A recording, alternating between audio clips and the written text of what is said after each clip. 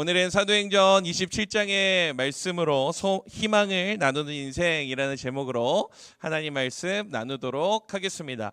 여러분들은 살면서 가장 공포를 느껴봤던 그런 시간이 언제 있나요? 공포스러웠던 순간.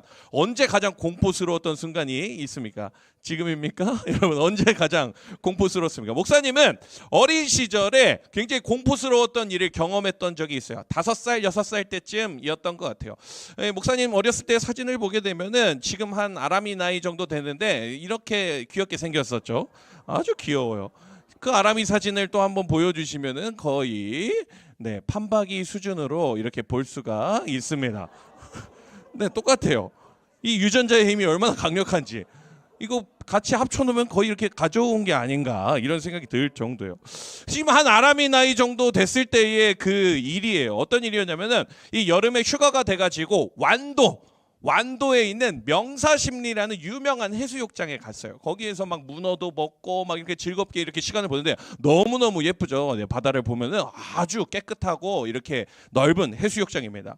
그렇게 이 여름에 휴가 보내면서 즐겁게 물놀이를 하고 있는데요. 그때 이제 파도 타고 이렇게 하는데 목사님이 어떤 튜브를 타고 있었냐면 개미 튜브를 타고 있었어요. 개미 튜브가 뭐냐면 개미 검정색 머리 개미가 있고 몸뚱아리는 빨간색이에요. 그런데 이제 거기에 다리를 어떻게 하냐면 다리를 이렇게 뽁 이렇게 집어넣는 튜브야. 뭔지 알아? 보행기 튜브라고 하죠. 사진 보게 되면은 이제 뽕 들어가는, 지금은 이제 유니콘 같은 게 나왔는데 이제 그런 튜브를 타고 있었어요. 그러니까 애들은 이렇게 둥그런 튜브에 그냥 타면 팔 힘으로 못 버티니까 이렇게 날 받쳐주는 그런 튜브를 타고 있었던 거죠. 근데 그때 엄청 큰 유람선 같은 게 이렇게 지나가는 거예요. 이제 막 이 제주도 가는 그런 배들이 이렇게 지나가는데 파도가 안 그래도 이렇게 세게 치는데 그때 파도가 점점 세게 치더니 파도가 이렇게 오는데 파도를 어떻게 이렇게 넘어가야 되잖아요. 넘어가지 못하고 여기에서 뒤로 꼬꾸라진 거예요. 물 아래로 이렇게 타고 이렇게 딱 올라가야 되는데 물 아래에서 하고 이렇게 딱 들어간 거예요. 그래서 바로 튜브가 뒤집혀가지고 물 속으로 이렇게 꾹 들어가게 된 거예요. 그래가지고 목사님이 그 짧은 순간에 이게 슬로우 모션이 돼가지고 이게 바로 죽는 것인가, 나는 수영을 못하는데, 이런 마음을 가졌어요. 그 5살 6살 됐는데 너무 두렵고 그 무서운 그런 순간이었습니다. 그때 저희 삼촌, 지금 장로님이 되시는데 이제 그 삼촌이 이 오른발을 딱 잡고 끄집어서 이렇게 올렸어요. 삼촌이 저를. 그래가지고 제가 이렇게 매달려가지고 겨우 이렇게 살아났던 그런 기억이 있습니다. 그 뒤로 제가 바다를 한동안 너무너무 무서워하고 바다 근처에도 못 가고 그랬는데 지금은 너무나 바다를 좋아합니다. 여러분들, 우리 이제 공포스러운 순간, 이 무서운 순간 우리 인생에 안 찾아왔으면 좋겠어요. 없었으면 좋겠어요. 그런데 여러분들 어떻습니까? 그런 순간이 우리에게 다가옵니까? 안 다가옵니까? 다가오게 된다라는 것이죠. 인생의 이 어려운 순간들, 힘겨운 순간들은 예기치 않게 오늘 갑자기 다가올 수도 있고, 무서운 일, 공포스러운 일이 우리에게 다가올 수 있다라는 것이죠. 여러분들, 그 무서운 순간, 그런 것들이 우리에게 찾아오는 것과 같이 오늘 성경에서도 그렇게 깜짝 놀라고 이 공포에 빠져 있었던 사람들이 등장하고 있습니다. 그 사람들이 누구냐면 바로 로마로 향하는 배에 탔던 이 오늘 본문에 나오는 그 사람들의 모습입니다. 2년 동안 이 바울은 이 가이사랴에 수감이 되어 있었어요. 그러다가 이제 로마로 이송되는 것이 결정이 돼요. 그래가지고 율리오 백부장을 필두로 해서 군인들과 뱃사람들과 죄수들을 데리고 어떻게 하냐면은 배에 올라탄 거예요. 그래가지고 이 바울과 그 일행들이 어떻게 하냐? 로마로 향하는 이 걸음이 이어지고 있는 장면이 바로 오늘 보면 이 27장의 이 말씀입니다. 배를 타고 이동하던 중에 어떤 일이 일어나냐면, 여러분 들어봤을 거예요. 어렸을 때부터 교회 다녔으니까 유라굴로라고 얘기하는 이 광풍을 만나게 됩니다. 이 유라굴로는 이 동풍을 이야기하는 유로스와 북풍을 의미하는 아퀼로가 합쳐진 말이에요. 쉽게 말해서 뭐냐면 북동풍이 분데 빵 붙어가지고 광풍이 일어나는 상황을 가리켜서 바로 유라굴로라고 이야기를 하는 거예요. 바람이 어마어마하게 불고 광풍이 일어나는 상황 가운데 배가 어떻게 되는 것입니까? 정처 없이 떠도는 거예요. 내가 이렇게 가야 되는데, 저쪽으로 가야 되는데 가지 못하고 헤매고 있는 장면이 바로 이 오늘의 본문의 말씀입니다. 사나운 북동풍 때문에, 그 광풍 때문에 바다 점점 깊은 곳으로 가게 되고 선원들이 통제할 수 없는 지경에까지 이른 모습, 그 모습이 바로 이 오늘의 본문의 모습입니다.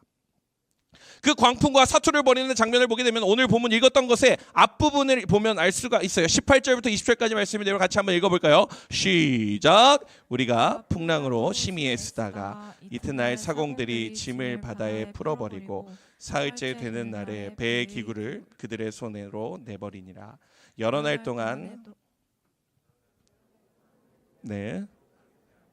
큰 풍랑이 그대로 있음에 구원의 영망마저 없어졌더라. 아멘. 이 세 절을 읽으면 어떤 것을 볼 수가 있습니까? 가지고 있었던 그 물건들을 다 팝니다. 그 무역품들도 팔고 내가 가지고 있었던 먹을 것들도 다 내번져 버리고, 그리고 심지어 배에서 쓸모 있는 기구들, 배가 운용되어야 할 때 사용하는 그 기구들까지 다 내던지고 있는 거예요. 죽겠으니까 어떡합니까? 살려주세요 하고 있는 상황 가운데 있었어요. 그리고 여기서 뭐라고 얘기하고 있어요? 20절에서 여러 날 동안 해도 별도 보이지 않는다라고 얘기했어요. 계속해서 어두컴컴하고 우르르 쾅쾅 우르르 쾅쾅 하고 있는 것이 바로 그들의 상황이었습니다. 마지막에 이렇게 써 있죠. 큰 풍랑이 그대로 있음에 구원의 여망마저 없어졌더라. 구원의 여망마저 없어졌더라. 살 기미가 안 보입니다. 어디로 가야 살 수 있을지 안 보이는 상황에 이르는 것이 바로 그 모습이죠. 다 비우고 다 버리고 애써보고 발버둥 치시면 어떻게 됩니까? 구원의 여망마저도 없어졌더라라고 이야기를 하고 있습니다. 정상적인 항해를 할 수 없는 그 순간, 희망이 없는 그 순간, 날씨와 바람과 선원들의 건강, 모든 것이 다 어떤 상황이에요? 안 좋은 상황인 모습이죠. 내 뜻대로 할 수 있는 것이 단 하나도 없었던 것이 바로 그들의 모습이었습니다. 여러분, 바로 우리들의 인생도 마찬가지인 것 같아요. 잘 가는 듯 하지만 풍랑을 만나는 그때에 여러분들 내 뜻대로 할 수 있는 것이 있습니까? 없습니까? 없다라는 것이죠. 내 뜻대로 아무것도 할 수 없는 그 순간, 그것이 우리에게 찾아올 수 있다라는 것이죠. 그리고 그 풍랑은 우리의 인생 가운데 찾아올 수도 있고 안 올 수도 있고요. 아닙니다. 반드시 찾아오게 되어 있어요. 인간은 반드시 죽습니다라는 이 진리의 말씀과 같이 여러분들 동일하게 우리의 인생 가운데 풍랑은 존재한다, 존재하지 않는다? 존재한다라는 것이죠. 어떻게든 찾아오는 것이 풍랑입니다. 작은 파도도 있지만 큰 광풍이 불고 또 큰 배가 지나가서 물에 고꾸라지는 것과 같이 우리의 인생 가운데도 풍랑을 만날 수 있는 것이죠.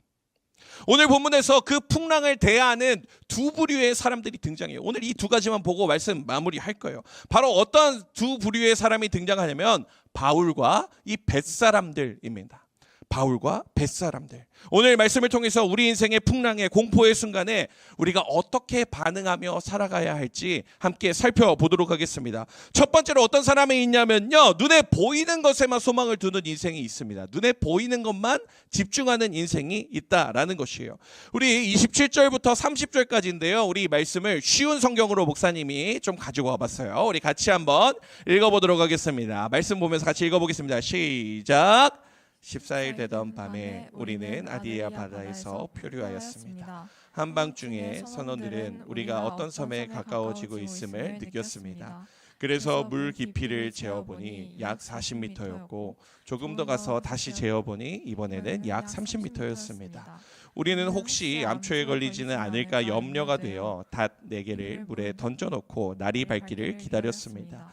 그런데 선원 몇 사람이 배에서 빠져나갈 속셈으로 배 앞쪽에 닻을 더 내린다는 구실로 거룻배를 물에 내렸습니다. 아멘. 쉬운 성경을 읽으니까 무슨 소설 읽는 것 같고 너무 재밌는 것 같아요. 여러분 쉬운 성경 많이 읽으시기를 바랍니다. 참 재미있는 일이에요. 마치 영화 같은 일이 지금 일어나고 있습니다. 막 광풍이 불고 힘들고 막 맨날 몇 날 며칠 14일 동안 막 이렇게 죽고 계속 오바이트하고 막 토하고 왜 이러고 있는데 그때 이제 점점 어떻게 돼요? 수심이 얕아지고 있는 것이죠. 물이 점점 얕아진다는 것은 무엇을 의미하는 거예요? 아, 육지가 가까워오고 있구나. 아, 땅에 가까워 오고 있구나 하는 것을 선원들이 알아차린 것입니다. 야, 이제 곧 있으면 이제 땅에 갈 수 있겠구나 라는 마음이 생긴 것이죠. 근데 지금은 어떤 순간이라고 얘기하고 있어요? 밤이에요? 아침이에요? 밤이야, 밤. 밤이니까 어떻게, 밤이 옛날에 뭐 불빛이 뭐가 환하게 있었겠어, 뭐 그냥 횃불이나 켜고 있었겠지. 그거 항해하는데 쉬워요, 어렵죠. 그렇기 때문에 어떻게 했을까요? 아, 오늘 밤에는 여기서 닻을 내리고 여기서 머물고 내일 아침에 다시 가보자 라고 이야기를 한 거예요. 선원들이 그렇게 서로 협의를 하면서 선장이 그렇게 얘기를 한 것입니다. 그런데 지금 여기 30절에 뭐라고 써 있어? 30절 한번 더 볼까요? 30절. 그런데 선원 몇 사람이 어떻게 하고 있어요? 배에서 빠져나갈 속셈을 가지고 배 앞쪽에 닻을 내릴게요 라고 얘기를 한다면서 뭘 내리고 있어요? 구명정을 내리고 있는 거예요. 거룻배가 구명정을 뜻하는 것입니다. 이거를 내려서 우리끼리 탈출하자 라고 얘기하면서 그 거룻배를 앞에다 내려놓고 있는 것이 바로 이 선원들의 모습이라는 것이죠. 땅이 가까워진 것을 보고 나서, 땅이 가까워진 것을 알고 나서 그 선원들이 어떠한 모습을 보여주고 있는 것입니까? 닻을 내리는 척하면서 뭘 내린다고요? 배를 내리고 있습니다. 이거 뭐 영화 같은 일이죠. 닻을 내리는 척하면서 알고 보니 배를 내려가지고 그 배 타고 도망가려고 하는 그런 모습 보여주고 있는 것이죠. 땅이 점점 가까워오는 것을 바라보면서 마음 맞는 우리들끼리 먼저 땅으로 가려고 이기적인 마음을 보여주고 있는 것이 바로 그 선원 일부의 모습이었습니다. 여러분, 만약에 그 구명정을 내렸습니다. 그 어두컴컴한 밤에 그 사람들은 어떻게 되었을까요?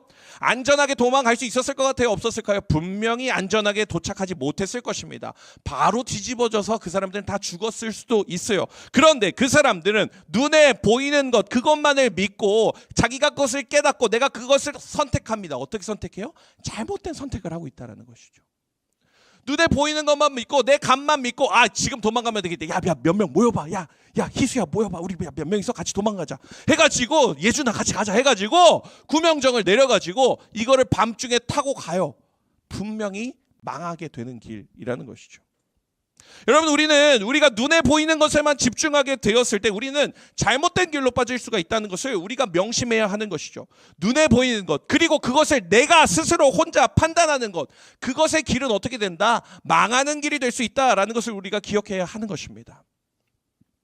많은 분들이 읽은 책이죠. 정지우 작가가 쓴 인스타그램에는 절망이 없다라는 책이 있어요. 여러분들 이거 읽어본 친구도 있을까요? 한 3년 전에 나온 책인데, 이 책에서 첫 번째 챕터에 이렇게 이야기를 하고 있어요. 뭐라고 얘기하냐? 정지우 작가가 환각의 세대라고 얘기를 해요. 환각의 세대. 이 시대의 젊은이들은, 이 청소년들은, 청년들은 환각의 세대 속에 살고 있다라고 이야기를 하고 있습니다. 여기서 이렇게 써 있어요. 화면이 혹시 준비되어 있을까요? 같이 읽으면 좋겠네요. 감사합니다. 우리 같이 한번 같이 읽으면 내가 읽을까? 같이 읽을까? 어떻게 할까?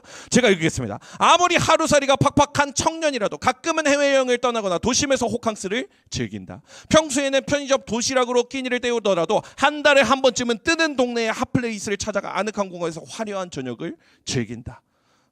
사람에 따라서는 악착같이 돈을 모아서 명품 시계나 가방 하나쯤은 갖고자 하고 아름답고 쾌적한 공간에서 누리는 하루, 날씨 좋은 날의 여행만큼은 포기하지 않는다. 마지막 단락이에요.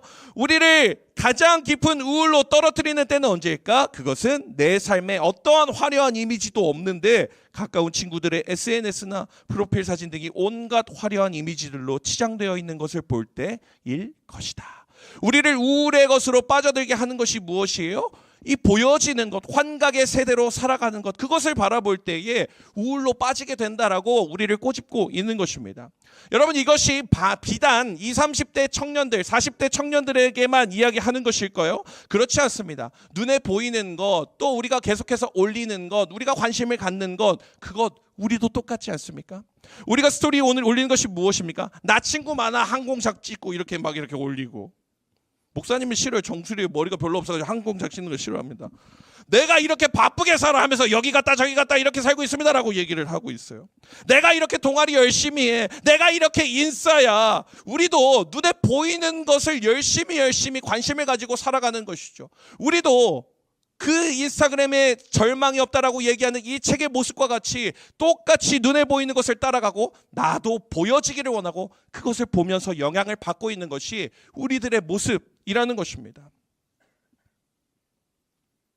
사랑하는 고등부 친구들, 여러분들은 얼마나 많이 보이는 것에 집중하고 있으십니까? 그 보이는 것만 집중해서 달려가다가 여러분들 늦은 밤에 배가 뒤집어질 수 있다는 것을 명심하시기를 바랍니다.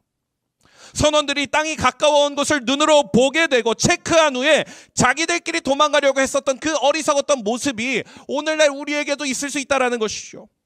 눈에 보이는 것만을 따르는 인생, 신기루와 같은 환각만이 전부라고 생각하는 그 인생은 위태로운 길이에요. 밤중에 작은 구명정을 타고 도망가려고 하는 그 마음과 같이 눈에 보이는 것만을 쫓는 인생은 그렇게 위태로운 모습으로 살 수밖에 없다라는 것을 여러분들 기억하여야 한다라는 것이죠. 그렇다면 고등부 친구들, 우리는 어떠한 인생을 살아야 돼요? 목사님, 그럼 눈에 보이는 인생 말고 우리는 무슨 인생을 살아야 합니까? 바로 어떤 인생을 살아야 되냐면은 바로 하나님 말씀에 소망을 두는 인생이 되어야 한다는 것입니다. 하나님 말씀에 소망을 두는 인생이 되어야 한다라는 것입니다. 바울은 2주 동안 이어진 광풍, 풍랑 그 속에서 배가 흔들리고 모든 기구를 다 물에 내던지고 있는 그 공포 속에서 선원들에게 이제 이렇게 선포하고 있어요. 뭐라고 선포를 하고 있냐면은 쉬운 성경에서 이렇게 선포합니다. 날이 밝을 무렵 바울은 모든 사람에게 음식을 먹으라고 권하면서 말했습니다. 지난 14일 동안 여러분은 마음을 졸이며 지금까지 아무것도 먹지 않고 지냈습니다. 하지만 이제는 음식을 드십시오. 그래야 살아남을 수 있습니다. 여러분 중에 그 누구도 머리카락 하나도 잃지 않을 것입니다. 사도 바울이 이렇게 얘기를 하고 있어요. 뭐라고 얘기를 하고 있습니까? 야 얘들아, 14일 동안 아무것도 먹지 못하고 너무너무 힘들었지. 광풍 때문에 너무 힘들었지. 오베이티 계속 나오고 너무 힘들었지. 그런데 이제 힘내. 이제 음식을 먹어야 돼. 우리 한 명도 죽지 않을 거야 라고 사도 바울이 지금 무엇을 선포하고 있는 것입니까? 소망을 선포하고 있는 것입니다.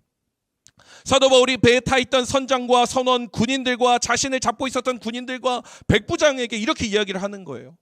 괜찮아, 이제 밥 먹어, 할 수 있어, 살 수 있어, 우리 모두 살 거야 라고 이야기를 하는 이 희망의 메시지를 사도 바울이 전한 것이죠. 오늘 설교의 제목처럼 희망을 나누는 모습을 보여주고 있습니다. 현실은 아직도 조금 울렁거리고 있는데 겨우 아침이 돼가지고 죽겠다 막 이러고 있는 그런 상황인데, 저기 도망가려고 했던 인간들도 눈앞에 보이는데 그곳에서 무엇을 선포하고 있는 거예요? 괜찮아, 다 괜찮아질 거야, 밥 먹어, 괜찮아 라고 이야기를 하고 있다라는 것입니다. 여러분, 사도 바울이 그렇게 선포할 수 있는 이유가 무엇일까요? 여러분들, 사도 바울이 긍정적인 사람이라서 그렇습니까? 여러분들, 사도 바울이 뭐 배를 많이 타봐가지고 그렇게 잘 알고 있는 것입니까? 사도 바울이 왜 그렇게 긍정적으로 이야기하고 선포할 수 있었을까요? 바로 하나님의 말씀에 근거했기 때문에 그렇습니다. 하나님의 말씀에 근거했기 때문에 그렇다라는 것이죠. 오늘 본문 24절 25절이에요. 두 구절 같이 한번 읽어보도록 하겠습니다. 시작. 바울아, 두려워하지 말라. 가이사 앞에 서야 하겠고 또 하나님께서 너와 함께 항해하는 자를 다 내게 주셨다 하였으니 그러므로 여러분이여 안심하라. 나는 내게 말씀하신 그대로 되리라고 하나님을 믿노라. 아멘. 하나님의 말씀을 귀 기울이고 있었다는 것이죠. 밤중에 너는 로마 황제 가이사 앞에 가야 해. 로마에서 감당할 사역이 있어 라고 하나님께서 말씀을 해주고 계시는 것입니다. 너도 알고 있잖아 라고 말씀하시는 것이죠. 그런데 사실 이것은 하나님께서 처음 말씀하신 것이 아니에요. 사도행전 앞에 23장의 말씀 보게 되면 이렇게 쓰여있어요. 사도행전 23장 11절 말씀이에요. 그날 밤에 주께서 바울 곁에 서서 이르되 담대하라. 네가 예루살렘에서 나의 일을 증언한 것 같이 어디에서도요? 로마에서도 증언하여야 하리라. 어디에서요? 로마에서도 증언하여야 하리라. 하나님께서 사도 바울에게 말씀하십니다. 하나님께서 지령을 내리시는 것이요, 로마에서도 나를 증언하는 삶을 살아야 해 라고 말씀을 하셨습니다. 사도 바울은 하나님께서 로마로 가야 해 라는 그 음성을 기억하고 있었어요. 근데 심지어 여러분들, 이 23장의 상황은 어떤 상황이었냐면, 이 23장 11절의 상황은 어떤 상황이었냐면요, 예루살렘에서 복음을 전하다가 돌에 맞습니다. 돌에 엄청나게 쳐맞아요. 그래가지고 죽은 줄 알고 막 내던지고 하는 그날 밤, 그 저녁이에요. 그 저녁에 하나님께서 이렇게 말씀하시는 거예요. 야, 너 거기서 맞았으니까 힘내, 아프지? 이게 아니라, 야, 너 거기 아니라 로마 가서도 말씀 전해야 돼. 하나님 이렇게 말씀하시는 거예요. 그러고 나서 또 어떻게 돼요? 사도 바울은 또 그 다음에 감옥에도 갇혀요. 그리고 이때가 언제예요? 배 타기 2년 전이에요. 2년 전. 2년 전에 하나님께서 말씀하셨던 그 말씀, 로마에 가서도 나를 증언하여야 하리라 라고 하셨던 그 말씀을 사도 바울은 어떻게 하고 있었어요? 기억하고 있었다. 기억하고 있었던 것이죠. 2년 전에 하신 그 말씀, 매 맞고 죽을 것 같은 그 순간에 말씀하셨던 그 상황 가운데 말씀하셨던 그 말씀을 기억하면서 사도 바울은 가슴에 그 복음을 품고 살아갔습니다. 감옥에 갇혀도 내가 로마로 가야 한다는 것을 계속해서 기억하고 선포하고 있었어요. 그리고 이 광풍이 불어오는 그 배에서도 하나님의 사자를 통하여서 하나님의 말씀을 듣습니다. 너 그 배 선원들이랑 다 네 손에 있어. 너 그리고 로마 가이사에게 가야 해 라고 말씀하시는 것입니다. 사랑하는 고등부 친구들, 오늘 사도 바울의 모습을 바라보면서 우리도 이러한 모습을 소망해야 하는 것입니다. 우리는 세상의 시선을 두고 내가 눈에 보이는 것에만 소망을 두고 30m, 20m, 10m 그 수치에 우리가 집중하면서 살아가고 있는 것이 우리들의 모습일지도 모릅니다. 인스타그램은 망하지 않는다라는 그 책에서 말하는 것처럼 환각의 세대에 살고 있는 것이 바로 우리들의 모습일지도 모릅니다. 하지만 광풍 속에서도 하나님의 음성에 귀 기울이고 2년 동안 그 말씀을 기억하면서 복음을 향해 달려갔던 사도 바울의 모습과 같이 하나님, 우리의 마음 가운데 하나님 말씀에 소망을 두는 인생이 되기를 소망합니다. 여러분, 그러한 모습으로 살아가야 한다라는 것이죠. 여러분들은 어디에 소망을 두는 인생이 되시기를 원하십니까?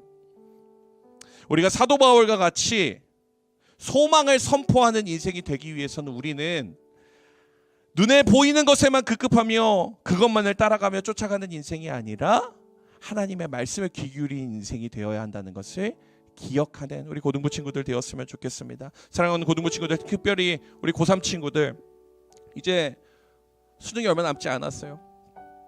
광풍을 만난 기분이에요. 두려운 마음이에요. 이때 내 눈앞에 보이는 것 30m, 20m, 10m 그런 눈에 보이는 것에 의지하는 것이 아니라 하나님 말씀에 의지하는 여러분들 되시기를 축복합니다. 여러분, 우리가 지금 2024년에 고등학교 1학년, 2학년, 3학년으로 살아가면서 반드시 기억해야 할 것이 있습니다. 우리는 하나님 말씀에 소망을 두는 인생이 되어야 한다라는 것입니다. 주일 예배 1시간 20분 이거 예배 드리고 다 끝, 모든 게 끝, 그렇게 신앙생활 하는 것이 아니라 우리의 일상의 삶에서도 매일매일의 삶 가운데서도 하나님 말씀에 소망을 두는 인생, 눈에 보이는 것에만 소망을 두고 나의 성적에만 소망을 두는 것이 아니라 하나님 말씀에 소망을 두는 인생, 그러한 인생을 살아갈 때 사도 바울과 같이 담대하게 세상 가운데 소망을 선포하게 되는, 희망을 선포하게 되는 인생이 될 줄 믿습니다. 그렇게 살아가는 우리 고등부 친구들 되기를 축복합니다. 우리 시간에 이 찬양 같이 고백하면 좋겠는데요. 주님 말씀하시면 이 찬양 같이 우리 힘차게 고백하고 기도하며 나아가도록 하겠습니다. 우리 다 자리에서 일어나 볼까요?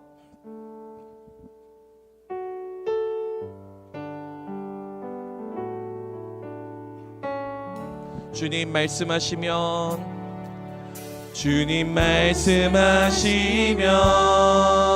내가 나가리라. 주님 뜻이 아니면 내가 멈춰서리라.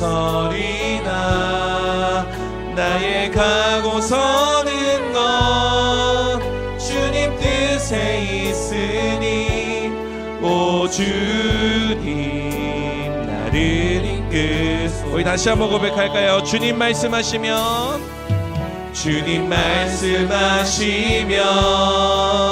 내가 나가리라. 주님 뜻이 아니면 내가 멈춰서리다. 나의 가고 서는 건 주님 뜻에 있으니 오 주님 나를 이끄소서. 뜻하신 그곳에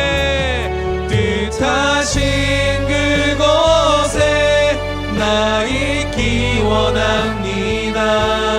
이끄시는 대로 순종하며 살리니 연약한 내 영혼 통하여 일하소서.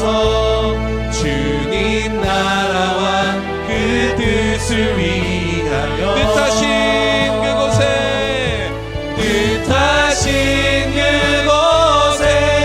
나 있기 원합니다. 이끄시는 대로 순종하며 살리니 연약한 내 영혼 통하여 일하소서. 주님 나라와 그 뜻을 위하여 오 주님 나를 이끄소서. 오 주님 나를 이끄소서. 우리 시간에 합심해서 기도할까요? 여러분 눈 감고 우리 이 시간에 같이 전심으로 하나님 앞에 기도하며 나아가기를 소망합니다. 여러분 세상을 살다 보면요 우리에게 광풍이 찾아옵니다.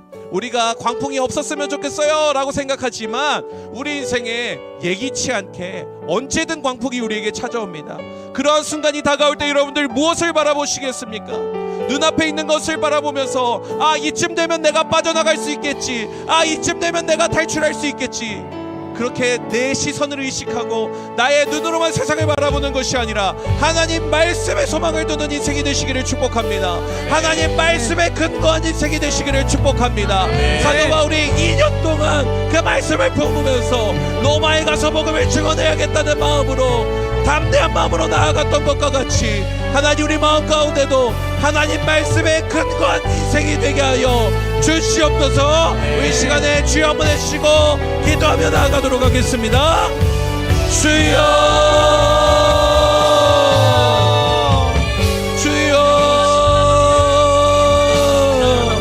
하나님 우리의 삶 가운데 아버지 우리의 시선으로 내가 바라보는 것으로 아버지 그것만을 믿고 살아가는 인생이 아니라 하나님 말씀에 소망을 두는 인생이 되기를 원합니다. 하나님 말씀에 귀 기울이는 인생이 되기를 원합니다. 그 말씀대로 살아갈 수 있는 믿음이 있기를 원합니다. 하나님 함께하여 주시고 하나님 역사하여 주시옵소서. 우리 고등부 친구들의 삶 가운데 하나님 함께하여 주시고 말씀하여 주시고 그 말씀에 귀 기울이며 순종하며 나아갈 수 있는 우리 귀한 고등부 친구들 될 수 있도록 주님께서 함께하여 주시옵소서. 아버지 도와주시고 아버지 캄캄하고 지름같이 어두운 그 순간 가운데 하나님 말씀 아버지 우리에게 비추오신 하나님의 말씀을 경험할 수 있는 저희들 될 수 있도록 하나님 인도하여 주시옵소서. 이 시간에 한 번 더 기도할 때는 우리 특별히 우리 고3 선배들을 위해서 함께 기도하도록 하겠습니다. 하나님 이들의 마음 가운데 칠흑같이 어두운 그 광풍을 만난 그 삶의 모습과 같이 하나님 고3들의 마음이 참 답답하고 두려운 마음 가운데 있습니다. 하나님 그들의 마음을 붙잡아 주시고 위로하여 주시고 함께하여 주시어서 우리의 소망 되시는 그 하나님을 의지하며 나아갈 수 있는 우리 고3 선배들 될 수 있도록 주님께서 함께하여 주시옵소서. 논술을 보고 또 수시를 가고 면접을 보는 모든 학생들 발걸음 가운데 하나님 함께하여 주시고 역사하여 주시옵소서. 우리 시간에 주여 한번 해주시고 기도하며 나아가도록 하겠습니다. 주여 주여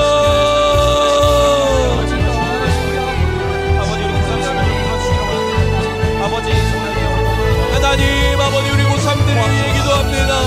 하나님 아버지 유라굴로 광풍을 만난 것과 같이 두려운 마음 칠흑같이 어두운 아버지 그 바다 속에 있는 그 마음을 하나님께서 기억하여 주시고 함께하여 주시옵소서.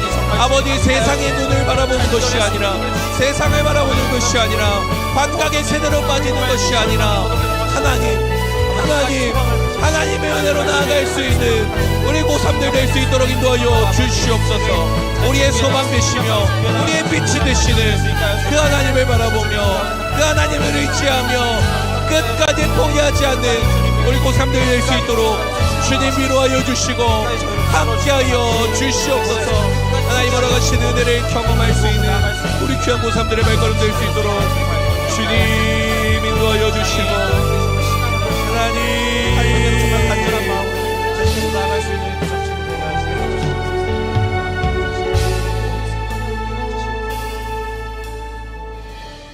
사랑의 하나님 아버지 유라굴로 광풍을 만난 그 뱃사람들의 모습을 바라보며 한없이 연약하고 공포에 떠는 모습이 바로 저희들의 모습인 것을 바라보게 됩니다.